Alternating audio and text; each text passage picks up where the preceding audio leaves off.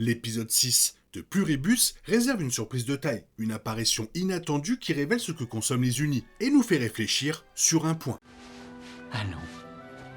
C'est l'heure de l'histoire, mon poulet au miel. On ouvre les petits volets. Cœur vaillant, œil sur la balle, on ne peut pas perdre.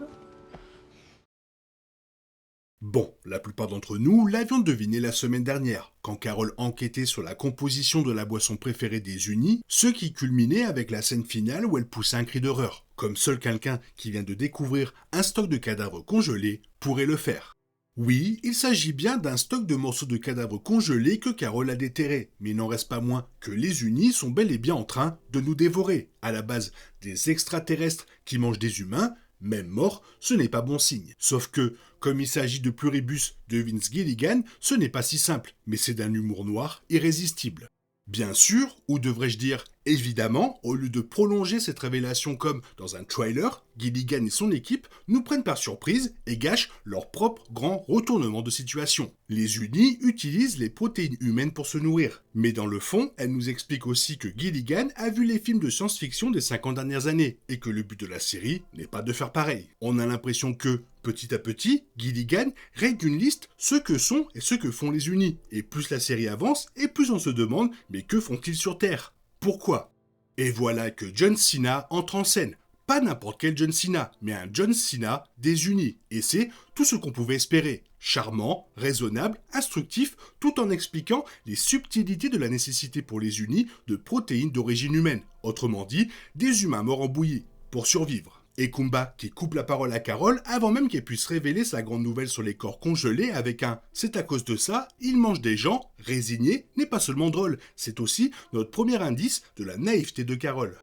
La dynamique entre ces deux non-infectés est intéressante, car on peut les considérer comme des opposés. Carole, la sceptique invétérée, et Kumba, le dupe consentant. Mais est-ce si simple ? Après tout, il s'avère que Kumba a eu connaissance du fonctionnement des POH avant Carole, et qui plus est, lui et les autres infectés, à l'exception du Paraguayen bien sûr, discutent régulièrement de la situation, s'inquiétant notamment du sort soudain et inattendu des unis, qui finiront par mourir de faim. Il est facile de supposer que les autres non infectés sont des naïfs simplement parce qu'ils n'ont pas réagi comme Carole et qui se laissent faire. Mais il s'avère que Carole, malgré son obstination, n'a pas vraiment fait de progrès significatif.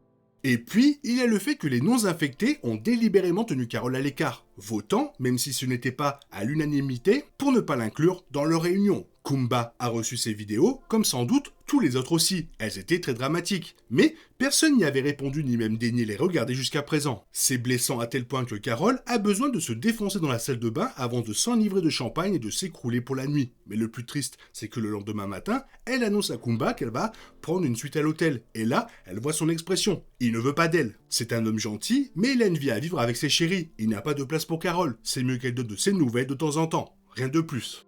D'ailleurs, en passant du coq à l'âne, quel instinct de survie possèdent les unis s'ils préfèrent mourir de faim plutôt que de manger ? Par exemple, du maïs. Leur interdiction de consommer des végétaux est pour le moins restrictive. Mais après tout, c'est peut-être la méthode ultime de contrôle de la population. À mesure que l'humanité disparaîtra par la faim, la planète atteindra un point d'équilibre où suffisamment de pommes tombées au sol ou autre chose suffiront à nourrir le petit nombre de survivants. Du moins je suppose. Et puis, il y a le Paraguayen, interprété par Carlos Manuel Vesga, qui, comme par hasard, ne se contente pas de regarder la première vidéo de Carole, mais en est tellement bouleversé qu'il quitte enfin son bunker dans son entrepôt de stockage pour partir à sa recherche. Il ignore même l'existence de 12 autres personnes non infectées jusqu'à ce qu'il visionne la vidéo. Cela donne lieu à l'une des scènes les plus angoissantes de la série à ce jour. Il croise sa mère dans la rue, surgissant des ténèbres en pleine nuit. Carole n'a encore jamais été confrontée à une telle situation, à la rencontre de personnes qu'elle connaissait avant, et encore moins à celle de membres de sa famille. On sait déjà qu'elle est brouillée avec sa propre mère, mais peut-être est-ce là un point commun entre le Paraguayen et Carole, puisqu'il lance à la femme « Vous n'êtes pas ma mère était une... » Bref, avant de disparaître dans la nuit.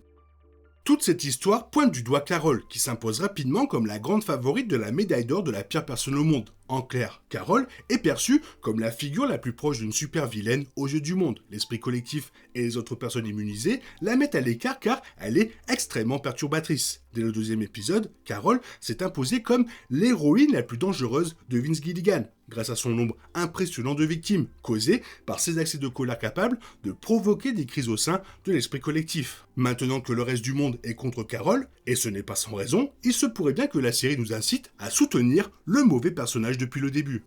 Alors bien sûr, je ne dis pas que Carol est une personne foncièrement mauvaise. Au contraire, elle est animée des meilleures intentions, ramener l'humanité à l'état normal, certes imparfait, qu'elle reconnaît et qu'elle tolère à contre-cœur. Mais n'est-ce pas là le propre des protagonistes de Gilligan? Walter White voulait au départ simplement assurer l'avenir de sa famille après sa mort du cancer, ou du moins c'est ce qu'il disait.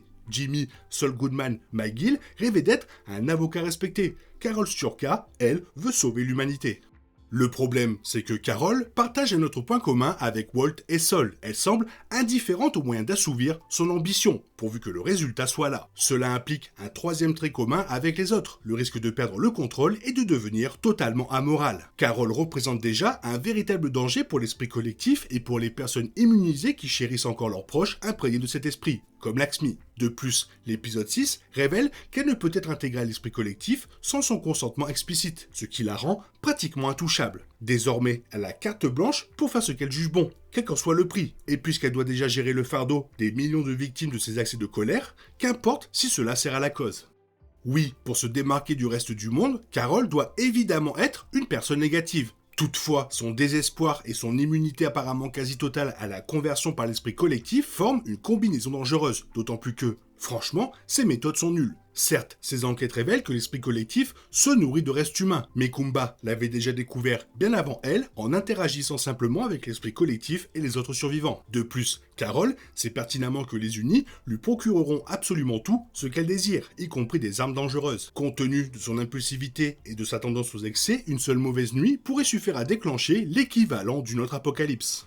Alors, si Carol sombre dans la folie, à la manière de Walter White, qui est le véritable héros de l'univers Pluribus? Ce n'est probablement pas Kumba, qui semble assez charmant, mais dont les jeux à la James Bond et l'utilisation excessive des aspects plus amicaux de la conscience collective sont un peu trop inquiétants. Il est également peu probable que ce soit Zoshia, qui n'est finalement qu'un visage parmi tant d'autres dans l'immense esprit collectif. Laxmi, elle a du potentiel, mais nous ne la connaissons pas encore assez bien. Pour l'instant, mon choix pour le protagoniste de la série est le même que celui pour le personnage qui se révèle à être la révélation de la série, le Paraguayen, dont les aventures en solitaire et le refus discret de se mêler à la conscience collective font de lui une carte largement inexploitée, qui pourrait bien se révéler être le protagoniste caché de la série. Ou peut-être quelque chose d'encore plus fou. Avec Vince Gilligan, tout est possible.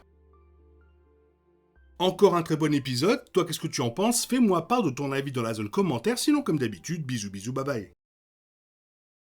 Il est impossible de compter sur les autres de nos jours, on est obligé de tout faire soi-même. Je me trompe? Rien de grave, j'avais tout prévu. Où va le monde, je vous le demande.